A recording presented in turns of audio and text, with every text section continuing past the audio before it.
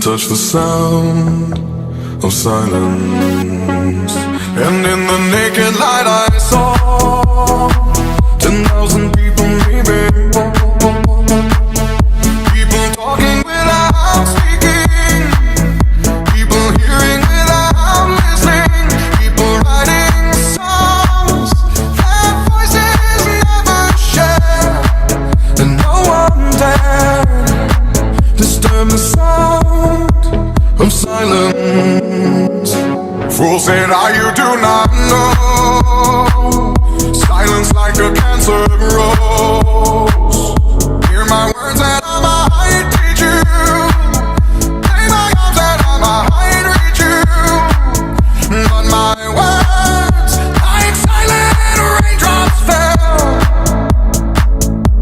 and echoed in the wells of silence.